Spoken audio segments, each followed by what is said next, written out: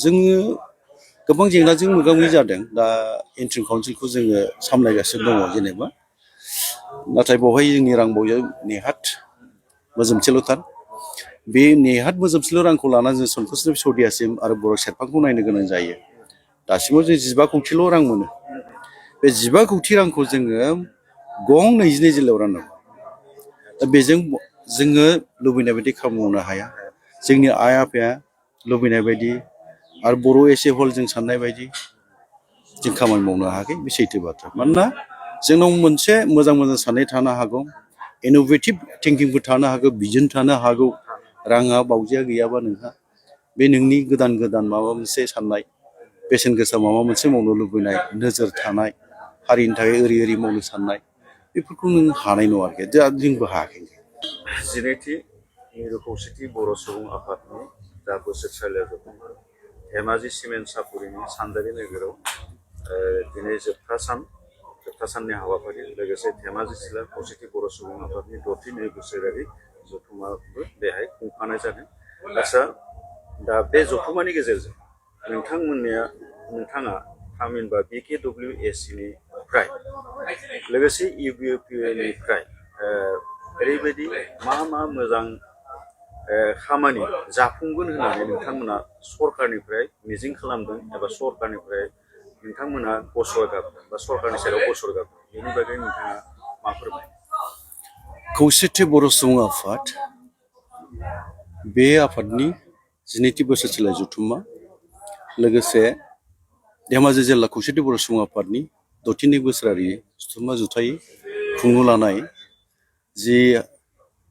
जथुम्मा बावहाय सानथामनि हाबाफारिजों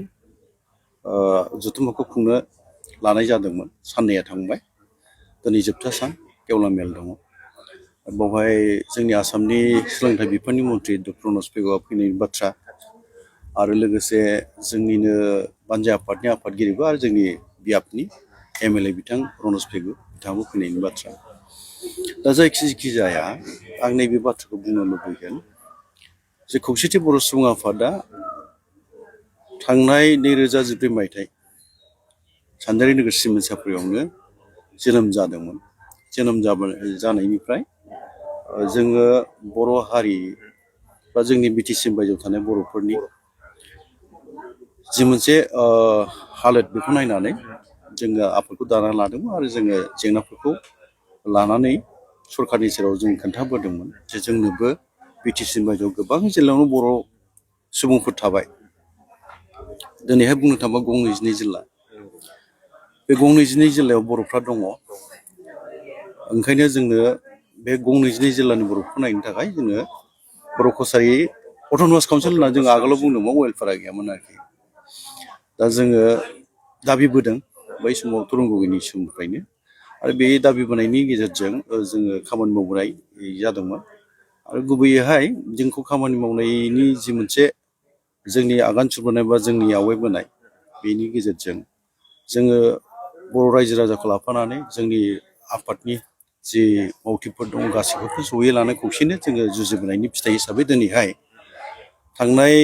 2020 मायथाइ आरो 23 जानुवारि गोदान दिल्लीयाव जालांनाय बर'नि 3थि गोजोन गोरोबथानि गेजेरजों जोङो दिनै बर' कसारि अनसाय गावहां खुंथायखौ मोनफिननो हानाय जाबाय गुबैयै बेवहाय गासै बर' रायजो राजानि बेवहाय बिहोमा दङ लोगोसे दुलाराय बर' फरायसा आफाद NDPनि मोनब्रै हान्जा खौसेथि बर' सुबुं आफाद जोङो जुथायैनो सागानखौ होनाय जादोंमोन आरो बे हिसाबै दिनै जोङो मोनसे इन्ट्रिम काउन्सिलाव दङ दा माखासे खामानिया जाफुङाखै गामि सोसननाय बे जाफुंजोबाखै दाबो गिबि खोन्दोनि गामि सोसननाय जाबाय गासै गं 958 गामिखौ सोसननो हाबाय जोंनि खुंथायावहाय बेखौ गिबि खोन्दो हिसाबै नैथि खोन्दोआव जोङो सोसननो गोनां दङ 167 गं गामि दङ आरो बेनि अनगायैबो जोङो BTRनि जि मोनसे सिमा बारायनाय बेखौ लानानै जोंना सनितपुर आरो बिश्वनाथ जिल्लानि जेंना दङ बेयो दाबो आबुङै सुस्रांजायाखै आरो राभा हाजोआव थानाय बर'फोरनि जि जेंना बेवहाय बर'फ्रा मैखोमैनो दङ साउथ कामरुप आरो गवालपारा जिल्लायावहाय बावहायबो जोंनि जेंनाया जोबाखै राभा हास'निफ्राय जोंनि बर' गामिफोरखौ दिहुननानै जोंनि बर' फसायाव अट'नमास काउन्सिलाव सोनांगौखौ दाबि बोनाय जादों। नाथाय राभाफोरना मोनसे एप्रिहेन्सन थाबाय, बे जाहैबाय बर'फ्रा ओंखारोबा जोंनि 6 सिडुल माने राभाफ्रा 6 सिडुल दाबिबोदों। दा बे 6 सिडुल दाबिनाया मोगथां महर मोननांगौबा बर'फोरनिबो हेफाजाब नांगोन, बर'फोर नङाबा 6 सिडुल जाना गोब्राब जागोन, बेखौ बिसिनि मोनसे एप्रिहेन्सन दं बर'फ्रा ओंखारोबा। दा ओंखायनो बिसोरो हगारनो गोसो गैया। दा मैया जोंना मानगोनां आफादगिरि मनरन्जन बसुमतारी बिथाङा खौसेथि बर' सुबुं आफादनि आफादगिरिया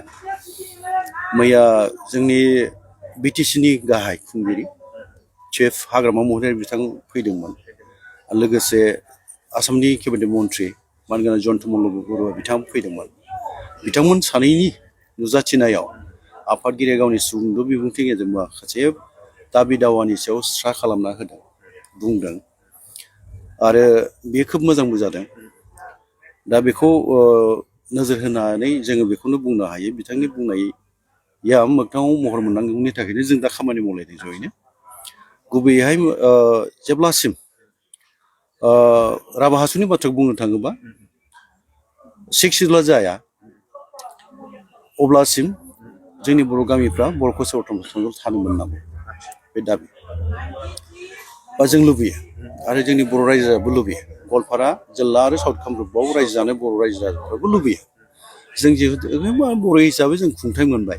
बर' कसारि अनसाय गावहाय खुंथाइ मोनबाय जों, ओंखायनो जोंबो जोंनियावनो थानो लुबैयो। बे बयनिबो मोनसे हास्थायनाय, लुबैनाय। दा बेखौ बिथा खालामनानै रायलायबोबाय थानाय जादों, रायलायदोंबाबो नाथाय मोगथां महर मोनथ'वाखै। रायलायनाया रायलायनानै दंथ'यो। जोंनि गेजेरावबो रायलायनायखौ जोङो राभा आफादफोरजों, राभा स्टुडेन्टस इउनियन, बर' फरायसा आफाद, खौसेथि बर' सुबुं आफाद आरो जोङो राभा हासं अट'नमास काउन्सिल आरो जों बर' कसारि अनसाय हायुं खुंथाइ जों रायलायबोबाय। रायलायनायाव बेखौनो फोरमायलायनाय जादों, बिथांमोनहा गोसो गैया हगारनो, गावसोरजों थाजानो लुबैयो। ओमफ्राय जोंनि खावलायनाया बे 6 सिडुला जेब्लासिम जाया जोंजों बा बर' कसारि अट'नमास काउन्सिलाव सोसननांगौ बर' गामिफोरखौ। बे आरो मोनसेया जाहैबाय सनितपुर बिश्वनाथ जिल्लानि जि जेंना दङ बर'फोरनि गामि सोसननाय बा ओनसोलखौ बानायनाय, दा बेखौबो बिथा खालामनानै रायलायनाय जादों। दा बर' फरायसा आफादजोंबो रायलायदों, बै समनि मानगोनां प्रमद बर' बिथांजोंबो रायलायदों आरो जोंजों रायलायनाया जों खौसेथि बर' सुबुं आफादजों NDFB सम सम रायलायबोदों। रायलायनायाव बेखौनो बुंनाय जादों जे एरिया बारायनांगौ आरो गामिफोरखौ सोसनबावनाय खाबुआबो दङ, फरायसा आफादनिफ्राय बेखौ बुंदों। दा बेबायदियाव जों नेनो गोनां जादों बा नेलायनोबो गोनां जादों। बाथ्राफोरखौ जोङो खोनासंलायदों बा जों बिजिरलायदों, सावरायलायदों। नाथाय मैया आफादगिरि बिथाङाबो बुंदों, मनरन्जन बसुमतारीया, आंबो बेखौनो बुंनो लुबैयो बा जोङो रायलायबोबाय थादों। जोङो मोनसे बिदिन्थि होनो हायो, जोङो मिसिं अट'नमास काउन्सिलाव दंमोन मोनसे समाव आरो बे स्टेट एक्टनि आन्दारावखा, ओंखायनो जों ओंखारनोबो हादों। 6 सिडुलाव मिसिं काउन्सिला थानाय मोनबा जोङो हानाया गोब्राबमोन, हानाय नङामोन। दा ओंखायनो नैबे समावहाय फर दा टाइम बिं होनो लुबैगोन जोङो जे सनितपुर बिसोरनि गामिफोरखौबो BKWSCआव बा माने बर' कसारि अनसाय गावहाय खुंथायाव सोसननानै लायोबा बेयो माबा मोनसे खहा खालामगोन आं नुहुरा, मोजांसो जागोन। आरो रायलायनायखौ लांबाय थानांगौ आरो रायलायनायनि गेजेरजों जाय गामिफोरखौ लांनो हायो उनाव लांबाय थाबानो जाबाय। जेरै मिसिंनिफ्राय जों ओंखारदों, जोंनि बर' कसारि अट'नमास काउन्सिलनिफ्रायबो हाबफैनाय जायोब्ला बा सरकारनि गेजेरजों सरकारनि दारै नटिफिकेसन होनाय गामिफोर जायोबा बेखौ दिहुनफिननो हानायनि लामाबो दं। दा ओंखायनो बेवहाय गोब्राब माबा मोनसे जेंना नुजागोन आङो नुवा। आरो जोंहाबो लुबैनाय दं, हास्थायनाय दं। जोंनि लुबैनानै बेनो खालामो सनकसनिफ्राय सदियासिम जोङो आलादा बड'लेण्ड रायजो नागिरनायनि साफा जोङो फायखि बुंजायो, जों खामानि मावबोदोंमोन। दा नुबाय मा प्रेक्टिकेल माबायाथ' मोननांगौबा माखासे क्राइटेरियानि खोथा फैयो, जाय क्राइटेरियाफोरखौ बिथा खालामनानै जोंनो होनाय जायो। दा नुबाय दिनैनि समावथ' मिसिं अट'नमास काउन्सिल जाबाय, बे प्रपस जोंनि मोनसे समनि सनकसनिफ्राय सदियासिम जि एरियामोन बड'लेण्डनि थाखाय, दिउरि अट'नमास काउन्सिल दं, दा सनल अट'नमास काउन्सिल दं। दा बेफोर अट'नमास काउन्सिल थानायाव सनकसनिफ्राय सदियासिम बर' रायजो मोननांगौ दिनैनि समावहाय। बेखौ गोब्राब नुबाय दा जोङो नैबेखौसो बुंनानै जों गोजोननायखौ लानांसिगोन आं बिदि फिल खालामो आं सानो आरोखि दाबो जोङो संकसनिफ्राय सदियासिमखौ मोननोखौ साननांसिगोन माने इनक्लुडिं जोंनि बर' कसारि अनसाय गावनि खुंथाइखौ लाफानानै दा जोंनि सिमाया सदियासिम बर' एसे हल जोङो नायोबा बेखौनो जोङो गोजोननायखौ लानांगोन दा जोङो संकस सदियासिमखौ मोनबायबो बुंजायो मोनसे सेन्सआव माखासे ओनसोला सेक्सनेल थाबाय माखासे ओनसोला सेटेलाइटआव थाबाय दा बेखौ सरजाबनानै जोङो संकस सदियासिम मोनबाय होननानै बुङोबा आं गोरोन्थि जागोन बायदि मोना आरोखि जायखि मोनसेयैनो नाथायबा बड'लेण्डआ संकसनिफ्राय सदियासिम जों मोननो हाबाय बेवहाय एसे बुंनाया मानसिफ्रा बबे नोजोरजों नायो आं बुंनो हाया नाथायबा आं बेखौनो बुंनो लुबैगोन माने जोङो बेखौनो सावरायनांसिगोनबो बुंलायनांसिगोनबो दा बे बाथ्रा आरो जों बेखौनो गोजोननायबो मोनदों आरो मानोना जोंनि थासारियाव सुबुं अनजिमानि जि मोनसे रोजोबथाय बेखौ नायोब्लाबो जोङो संकसनिफ्राय सदियासिम रायजो मोननांगौआ ट्राइबेल हिसाबैथ' जोङो नागिरदोंमोन नाथाय ट्राइबेल हिसाबै नागिरदोंमोनबाबो माखासे जोङो ट्राइबेल बिदा फंबायफ्रा जेराव गावस्रालांखाबाय बा बिसोरनोबो होखाबाय फिसा फिसा अट'नमास काउन्सिल दानानैहाय बेवहाय पसिबिलिटिखौ नुनाय जाया आरोखि दानि समाव दा ओंखायनो बे दा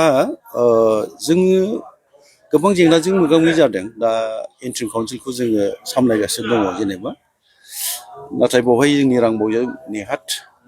मोजोमसेल'थार बे नेहाद मोजोमसेल' रांखौ लानानै जों संकसनिफ्राय सदियासिम आरो बर' सेरफांखौ नायनो गोनां जायो दासिमाव जों 15 कौटिल' रां मोनो बे 15 कौटि रांखौ जोङो गं 22 जिल्लायाव राननांगौ दा बेजों जोङो लुबैनाय बायदि खामानि मावनो हाया जोंनि आइ आफाया लुबैनाय बायदि आरो बर' एसे हल जों साननाय बायदि जों खामानि मावनो हायाखै बे सैथो बाथ्रा मानोना जोंनाव मोनसे मोजां मोजां साननाय थानो हागौ इन'भेटिभ थिंकिंफोर थानो हागौ बिजन थानो हागौ राङा बावजाया गैयाबा नोंहा बे नोंनि गोदान गोदान माबा मोनसे साननाय बेसेन गोसा माबा मोनसे मावनो लुबैनाय नोजोर थानाय हारिनि थाखाय ओरै मावनो साननाय बेफोरखौ नों हानाय नङा आरोखि जोंबो हायाखै